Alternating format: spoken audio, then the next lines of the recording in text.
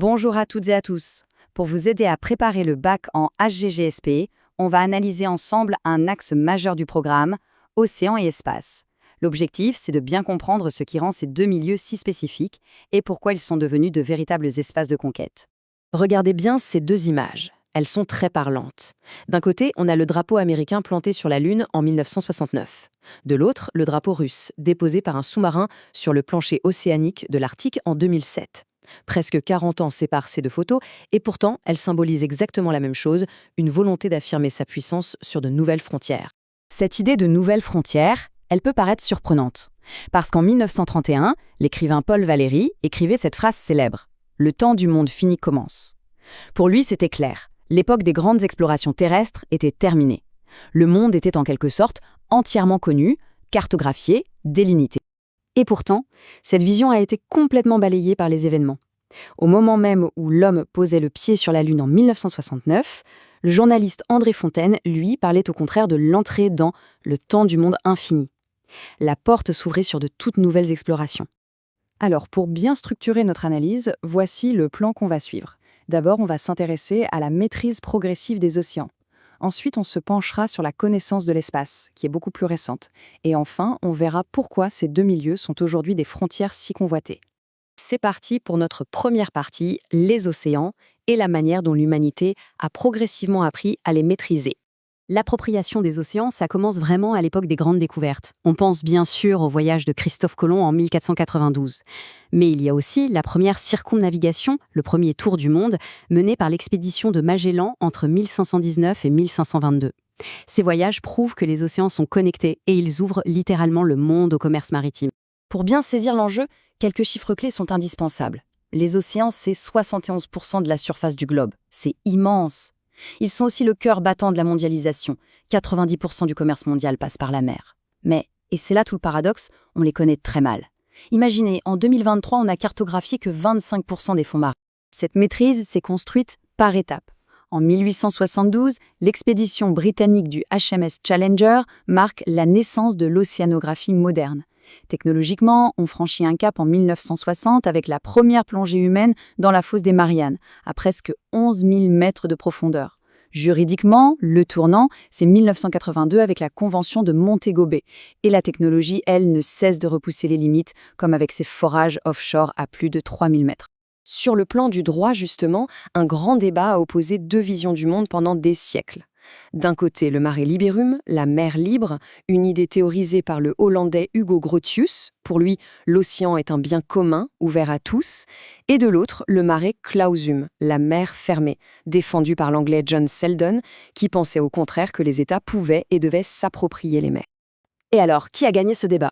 Eh bien, c'est la Convention de Montego Bay qui a tranché, plutôt en faveur d'une forme d'appropriation. Ce schéma le montre très bien, on parle de territorialisation des océans. Chaque État côtier a ses eaux territoriales et surtout une zone économique exclusive, la fameuse ZEE. L'océan n'est plus seulement une surface, il devient un territoire, un volume à exploiter. Donc, pour synthétiser cette première partie, ce qu'il faut vraiment retenir, c'est ce basculement. On est passé d'une vision des océans comme un espace de libre circulation à un territoire délimité que les États se sont appropriés pour en contrôler et en exploiter les ressources.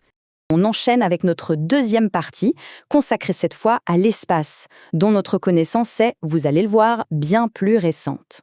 Oui, parce qu'à la différence des océans, qu'on navigue depuis des millénaires, la connaissance scientifique de l'espace, elle, est beaucoup plus tardive. On peut la dater de la révolution intellectuelle menée par Nicolas Copernic et sa théorie de l'héliocentrisme, des idées qui ont ensuite été confirmées par les observations de Galilée et qui ont, ni plus ni moins, changé radicalement notre vision de l'univers. La conquête spatiale elle-même, c'est tout récent. Et ça s'est fait à une vitesse absolument folle, principalement à cause de la rivalité de la guerre froide entre les États-Unis et l'URSS. Les grandes dates, on les connaît. Sputnik en 57, premier homme dans l'espace, Gagarine en 61, premier homme sur la Lune, Armstrong en 69. Notez qu'un cadre juridique est posé très tôt, en 1967. Et plus près de nous, en 2020, c'est une entreprise privée, SpaceX, qui réalise son premier vol habité. Ça, c'est nous. Ce traité de l'espace de 1967, il est fondamental. Il pose des principes très clairs. L'espace est l'apanage de l'humanité tout entière. Son exploration est libre, mais aucune appropriation nationale n'est possible. Personne ne peut planter un drapeau sur la Lune et dire « c'est à moi ». Et on y interdit les armes de destruction massive. En fait, c'est un peu l'équivalent du mare liberum qu'on a vu tout à l'heure, mais appliqué à l'espace. Pour résumer cette deuxième partie, on peut dire que la connaissance de l'espace est née d'une véritable révolution scientifique. Elle a été suivie d'une conquête express, accélérée par la guerre froide, mais qui a tout de suite été encadrée par un droit international qui prône la non-appropriation. Et ça, c'est une différence majeure avec la trajectoire des océans. On arrive maintenant à notre troisième et dernière partie, où l'on va voir que ces deux milieux sont bel et bien devenus de nouvelles frontières, et des frontières très convoitées. Et là, on tombe sur une question qui est un vrai paradoxe. Comment ça se fait qu'on connaisse mieux la surface de Mars ou de la Lune que nos propres fonds marins? C'est une excellente question qui nous force à réfléchir au véritable moteur de l'exploration. Est-ce que c'est juste la science ou y a-t-il autre chose? Ces deux machines illustrent parfaitement les défis technologiques extrêmes de ces explorations. D'un côté, le rover Perseverance, qui se balade sur Mars à des millions de kilomètres. De l'autre, le submersible Triton, capable de résister à des pressions monstrueuses dans les abysses. Chacun est une prouesse dans son domaine. Car il ne faut pas se voiler la face, au-delà de la connaissance, le moteur principal aujourd'hui, c'est bien l'exploitation des ressources. Pour les océans, cette exploitation, elle est déjà ancienne et très intensive. L'image de ce chalutier industriel en est le parfait exemple. Et les conséquences de cette exploitation, elles sont visibles. Ce graphique, basé sur les données de la FAO, est sans appel. Il montre que la part des stocks de poissons surexploités dans le monde a quasiment doublé en 30 ans, passant de 19% en 1990 à 35% en 2019. C'est la conséquence directe de l'intensification de la pêche. Et les convoitises se tournent maintenant vers de toutes nouvelles ressources. Dans les océans, on parle des fameux nodules polymétalliques, des terres rares, des énergies marines.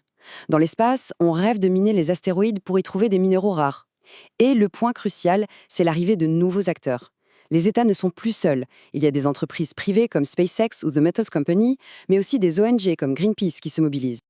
En synthèse de cette dernière partie, on peut donc affirmer que les océans et l'espace sont bien devenus des frontières stratégiques. Elles sont convoitées pour leurs ressources immenses, ce qui attire de nouveaux acteurs, privés notamment, et crée des tensions qui remettent en cause les cadres juridiques qu'on a vus précédemment. Et pour conclure, voici un tableau comparatif très utile. Il met en parallèle Challenger Deep, le point le plus profond des océans, et la Lune. Ça permet de visualiser en un coup d'œil les différences de contraintes techniques, les dates clés ou même le nombre de visiteurs. C'est un excellent outil de synthèse pour bien mémoriser les spécificités de ces deux frontières.